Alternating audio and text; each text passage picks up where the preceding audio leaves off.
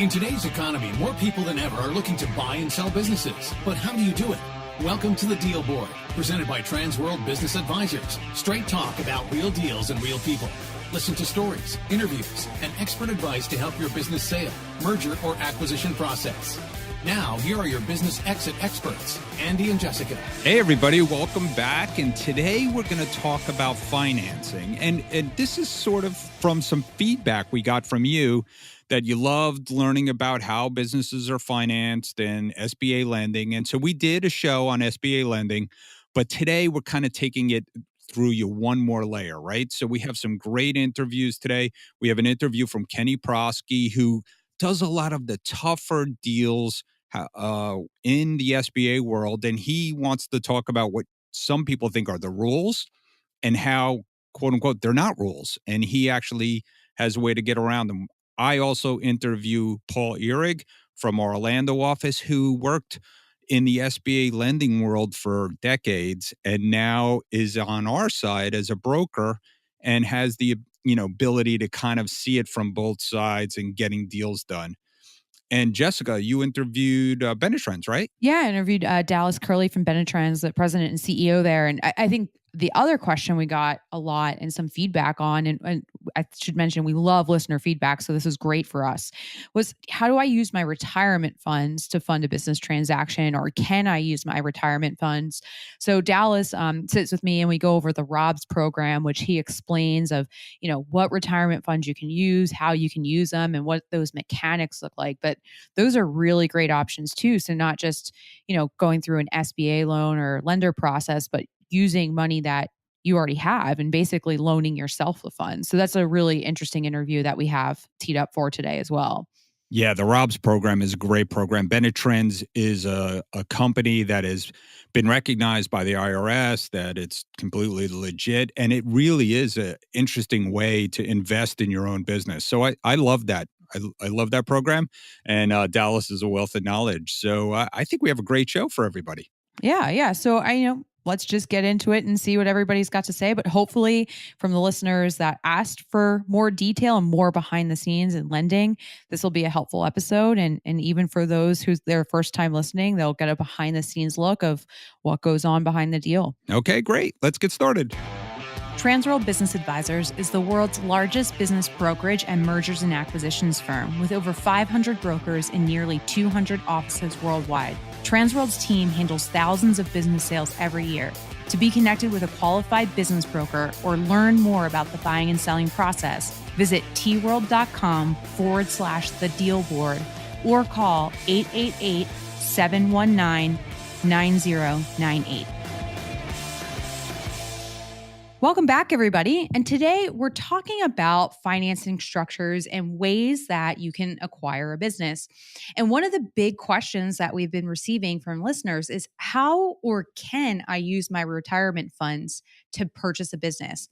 And today we have Dallas Kerley from Benetrends with us to answer that question. Welcome, Dallas. Hey, thank you, Jessica. I'm happy to be here. Great. Well, Dallas, why don't you just give the listeners a little bit of background about yourself and what you do at Benetrends? Sure, absolutely. I'm the CEO and president of Benetrends. Benetrends is a 35-year-old small business funding company, and we're best known for pioneering the ROB structure.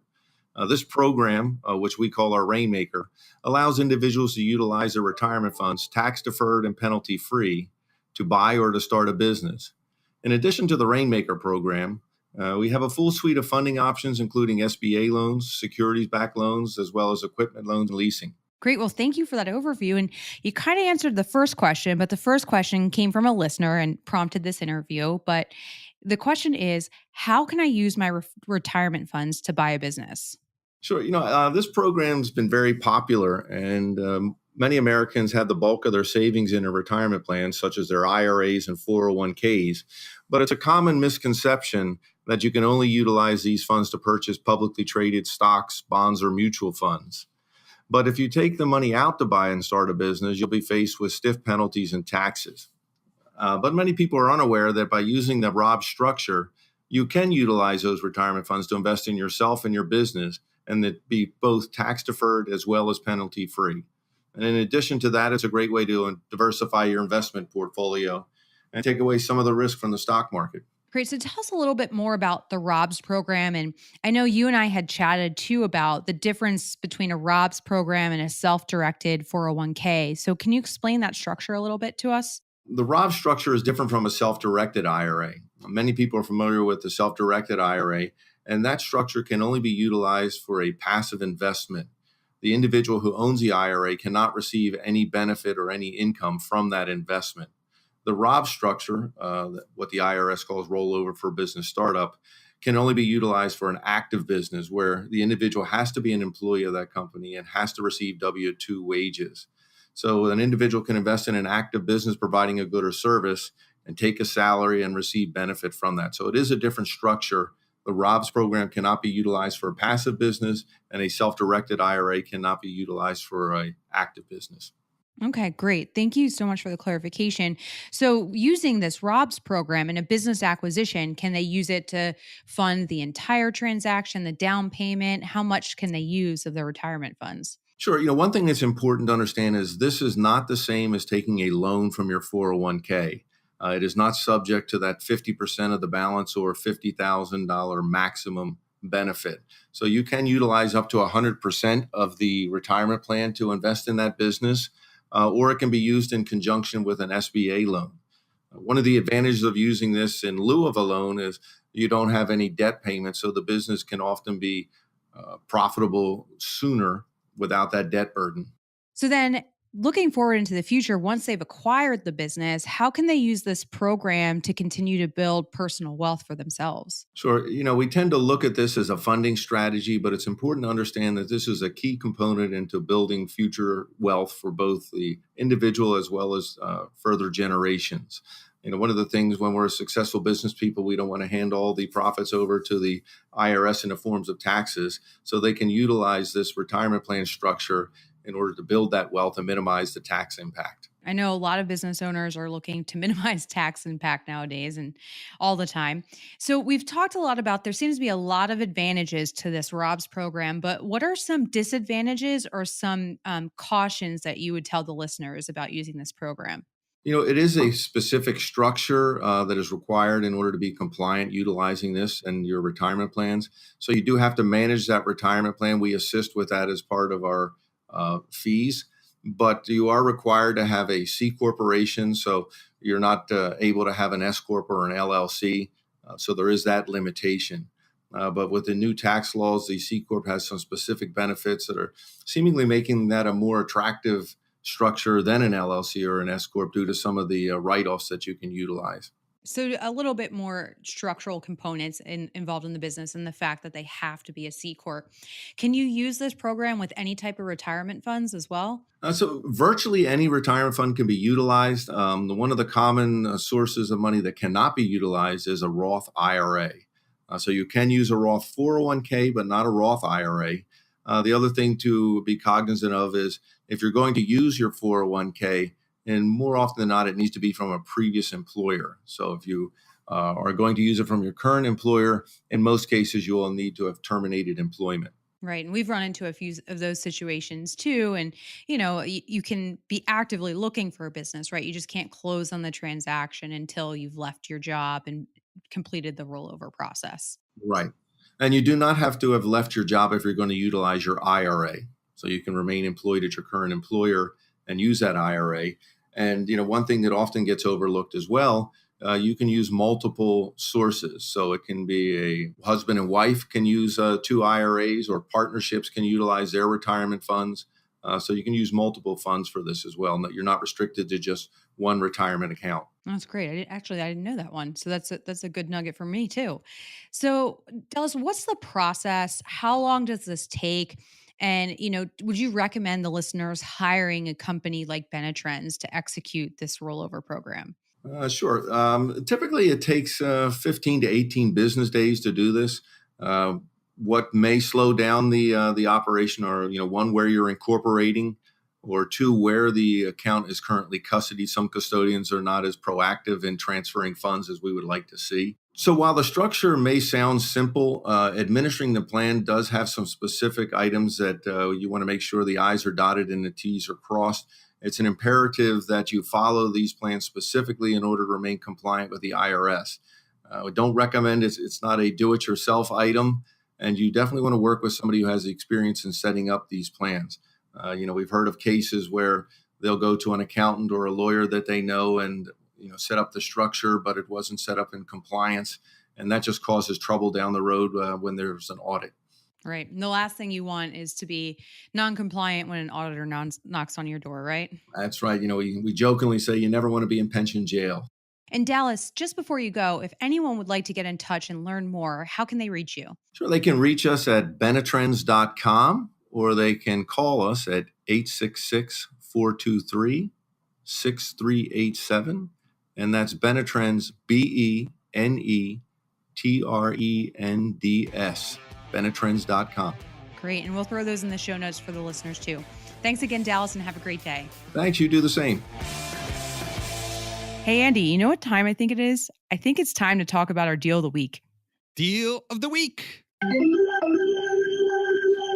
And we're back with Deal of the Week. And this week we have Marty Fishman, and he is going to talk about a very interesting deal. And, we talk a lot about time kills all deals, or at least tries to kill all deals. And this is a case in point of a good business, a great business that Marty was handling. And it just took a long time for the seller and eventually the buyer to come together.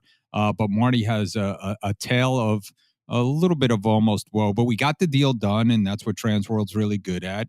And this is about a bus tour business. So here's Marty. Thanks, Andy. Yeah, this is a 40-year-old established bus transportation tour business. When I took the listing, we listed it at $850,000, making $200,000 a year, including a couple $100,000 worth of equipment. And when I took the listing, I got it pre-approved for lender financing. I got some interest in the business from some buyers that were in the space already, and I found one from out of the country that wanted a platform in South Florida. So when we first started talking about the opportunity, we had it and got it to a letter of intent and a contract at $300,000 with a couple $100,000 worth of equipment. Time went on. The seller's books and records were messy. The seller had some health issues. And as time went on, the business deteriorated. And the buyer found that the seller's neglect to the equipment made him a little bit less interested in the opportunity. But as a broker, I kept both parties involved, and the value of the business, actually, the buyer actually canceled the deal and went away for a couple weeks. And with me contacting both parties and trying to get them back to the table, we did get them back to the table. The buyer said, look, I'm not interested in your equipment. And of course, the business is no longer qualifying for lender financing because the conditions of the financials.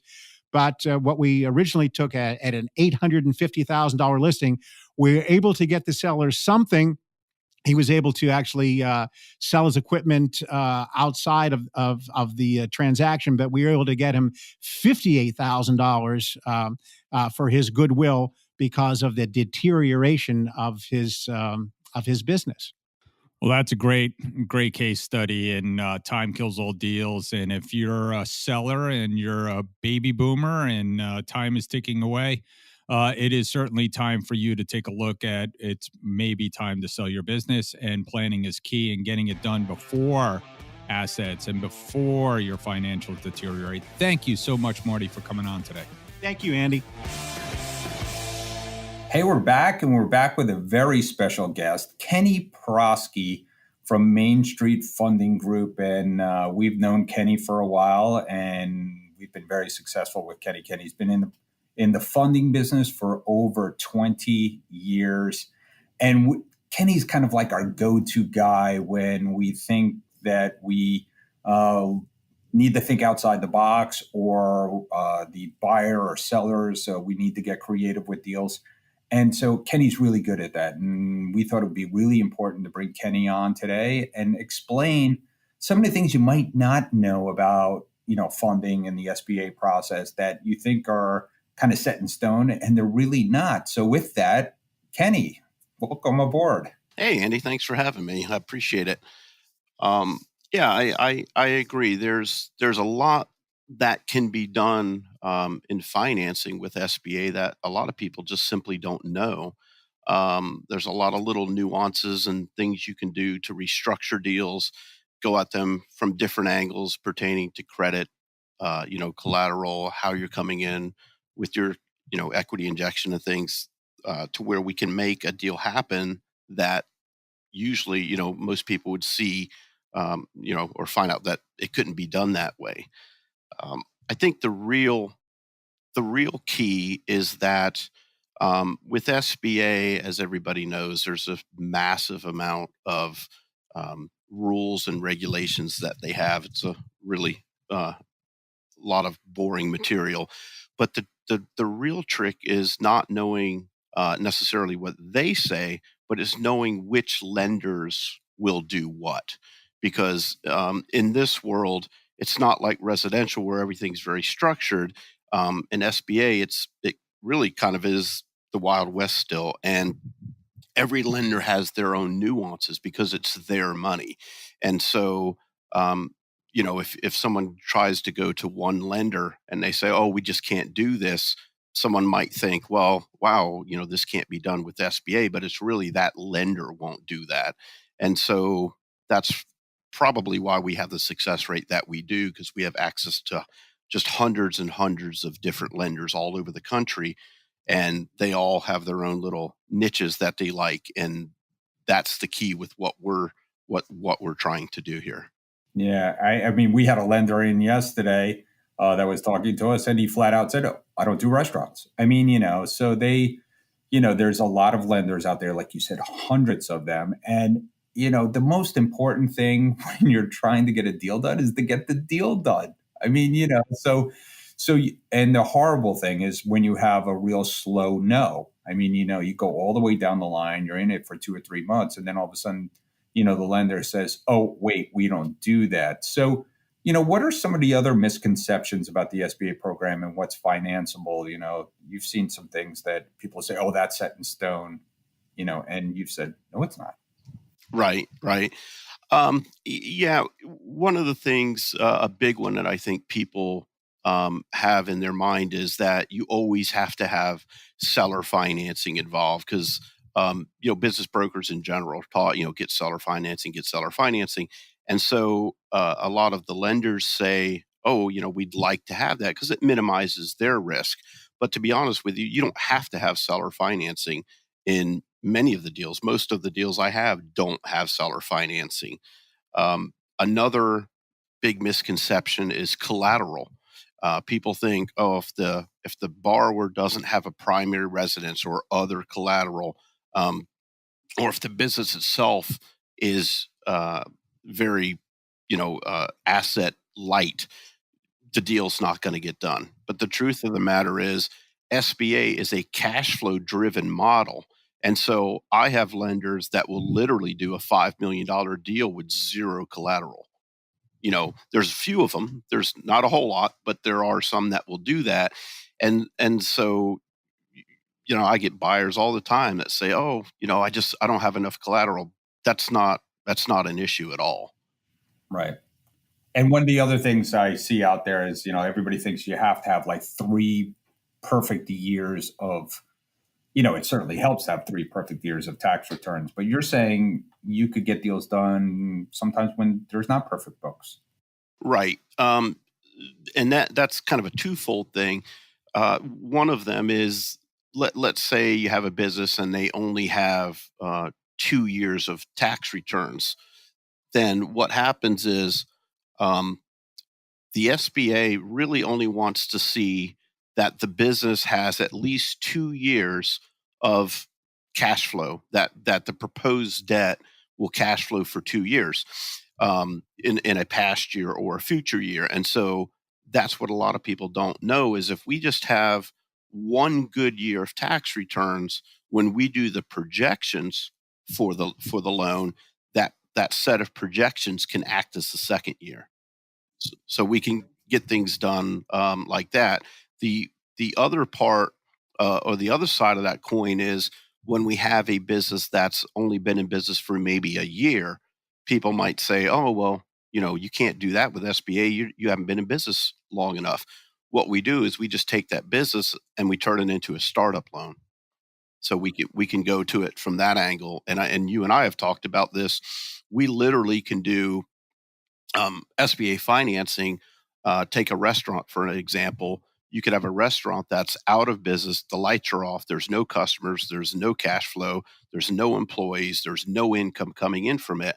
I can do an SBA loan on that because we take it from an asset liquidation sale and we turn it into a startup projection-based loan. And we bring a buyer in that's a good fit. We add more money onto it for marketing, employees, food, inventory, everything else, and we just turn it into a startup loan. Wow. And then part of that, there's 3 types of SBA loans. So, of course, business acquisitions we've talked about. You're now talking about startup. And then there's working capital refinance loans as well, right? Correct. Yep. So obviously business acquisitions is what we mostly deal with. That's our audience. Franchises, we deal with that a lot as well. And so we get a lot of franchise startup loans, and we can do those in every state all over the country as well. But when you have working capital or refinance loans, you may have, and I'm sure that you get customers that come back to you after, a year, 2 or 3, and they say, hey, Andy, you sold me this business. We're growing. We're doing great. Is there any way that we want to buy more equipment, or I'm looking for, $100,000, $200,000 in working capital? Most of the time, those are 100% financing. So we can just go in, they don't, no money out of their pocket, get them money, and we're good to go. So, obviously this all takes skill. I think that's what we've learned that, in deal making. That's why you want to call Trans World, and that's why you want to call Main Street Funding, right? Because this is a nuanced, it is a complicated process, and you make it easy, right? Yeah, we hold the buyer's hand through the entire process. We don't just say, here's a lender, good luck, let us know how it goes. We're with them from start to finish. I personally do the projections on every single loan. We deal with all the brokers on both sides, the attorneys, the insurance people, the underwriters, the closers, processors, everybody throughout the entire process. We essentially orchestrate the loan because we know if we have control of it that way, it will get done. And that's why obviously people use us, because we know how to get this done. We know which lenders to go to, how to make changes on the fly. And, that's the thing. If we take a deal to one lender and that lender doesn't like it, we can switch to another lender in 30 seconds and never miss a beat. And you've gotten some tough deals done. You talked about that, you could do deals that are no longer operational. You could do deals that have no collateral. But you've done some other tough deals, right? Oh, absolutely. Yeah. We get deals where, let's just say the ad backs aren't the most documented in the world and things like that. So it's just a matter of knowing what you're going with up front, looking at all the different angles, gathering all the ammunition you can, and going in and, if you have to switch a couple things on the fly and tweak it here and there, that's what we do. And it's a very dynamic process and things can change. But it's what I tell people is if there's a deal there, we can do it. If there's no deal there, it doesn't matter. No one's doing it. So because sometimes we're presented with a deal and the way it's presented, it's not going to fly. It's just not going to work the way it is. And we go back in and we say, hey, if we do it this way and change this and do these with the numbers, now you have a situation. So we know how to restructure it right from the get-go. That's great. Kenny, why don't you give everybody your contact information so they can get in touch with you? Yep, no problem.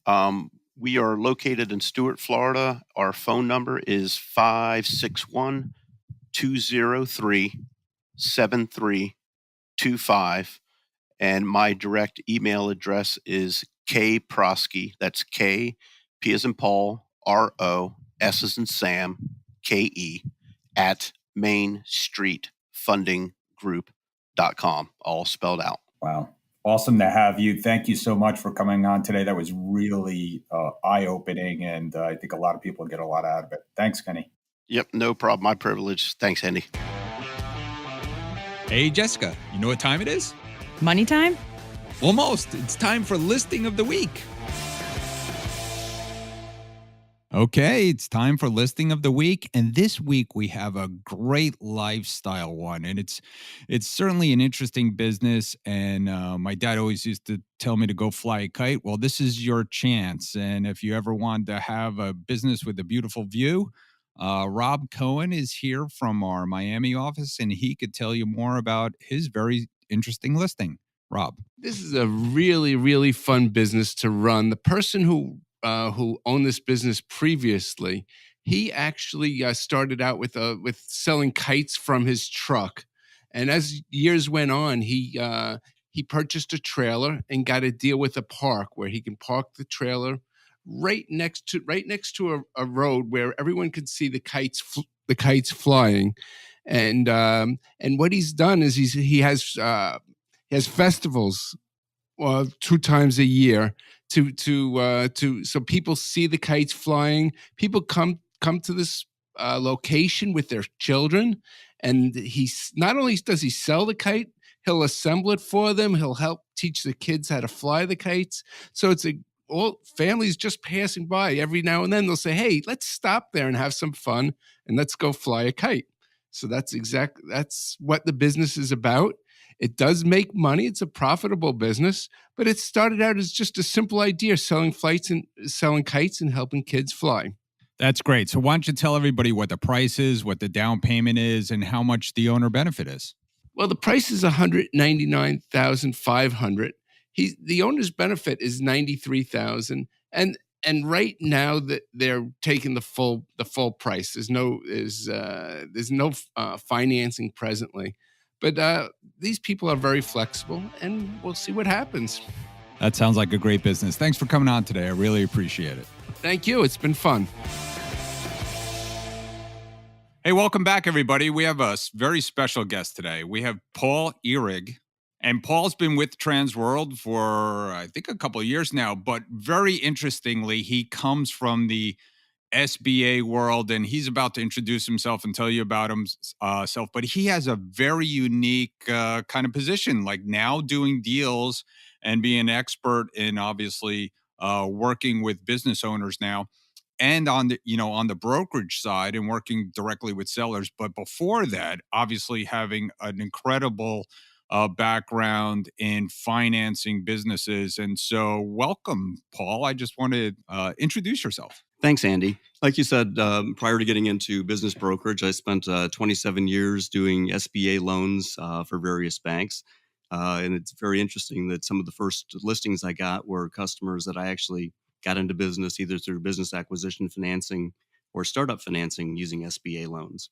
That's great. I mean, tell us, you have an incredible background. You've seen both sides of it, from the bank side and from the buyer side and the seller side. Is this a good time to be in the marketplace? Better than ever. The banks are very aggressive. They're looking to get money out on the street.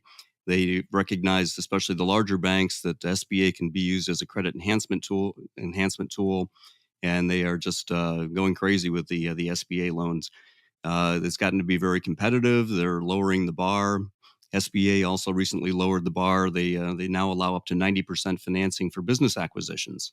Wow, that's really good. And, we all saw, a couple of years ago, obviously in the economic downturn, the banks literally go away. But when they came back, to stimulate the economy, they raised the maximum to $5 million. What an incredible opportunity for small businesses. So when they dropped they increased the limit to $5 million, it really increased the size of the deals that people could do. Prior to that, it was a $2 million maximum. And so the larger businesses had to come in with either a ton of equity or seller financing behind the SBA, and they were tough to get done. But now with the $5 million maximum, it's much easier to get the larger businesses done. You can really do a $10 million business acquisition with $5 million SBA, $2.5 million equity, and say $2.5 million seller note subordinated. So, that's a lot of kind of complicated talk from a banker, but in general terms, first, the best program out there right now for small businesses up to $5 million is the 7A program, correct? Absolutely. And for business acquisitions without real estate, they can go up to 10 years. If you can even get a business, a bank business loan for a business acquisition, it's typically going to be a 3-year term, sometimes a 4-year term. But with SBA, they can go full 10 years. Some lenders are out there fixing the rate for 10 years, in fact. Well, that's an incredible opportunity for buyers. And so, I wanted to ask this question because specifically to you, because, now that you've seen both sides and quote unquote, you're not quite working for the bank anymore. Why don't you give some tips to both the buyers and sellers of like, what are the most important things that they need to do or things to watch out for, from our side of the, just kind of understanding the process probably better than anybody else. Yeah, thanks, Andy. So from the seller side, number one, and probably number two and number three, get your books in order. If you're doing a lot of cash and you're putting it in your pocket, start reporting it and start taking your personal expenses out of the business. And that way you're going to show more income. One of the examples I give to sellers is that if they, for every $1,000 of income they report, they'll typically pay $150, $200 in taxes. But for every $1,000 of income they report, they're going to be getting about $2,000 more in value. So is it worth paying $150 to get $2,000? That works. Yeah, that's a great point. And then, like when people are, wanting to, obviously we see it on our side that, when businesses have financing in place, specifically bank financing. So it's down to, like you said, 10% on some occasions. It's, the business values actually go up because people could leverage into these businesses and they have better books and records and all that kind of things. So, typically, how long does it take to get one of these deals done? It shouldn't take more than 60 days from start to finish. If your buyer's engaged and they provide the information to the banker when they ask, personal financial statement, personal tax returns, things like that. From the seller side, they just need to provide year-to-date financials on top of the last 3 years' tax returns. So the package isn't that complicated, but basically if your SBA lender calls you up and says, I need something, jump on it. You can easily get it done in 60 days. So, and obviously that you said there's a lot of people in this business now. Back in 2009, in 2007, I think we had a high in Florida of like 50 deals that year that went SBA. And then the next year we did 3. So the world literally ended, but now we're back. And obviously there's a lot of competition out there. So you're seeing not only some of the banks, but some of the non-bank lenders as well.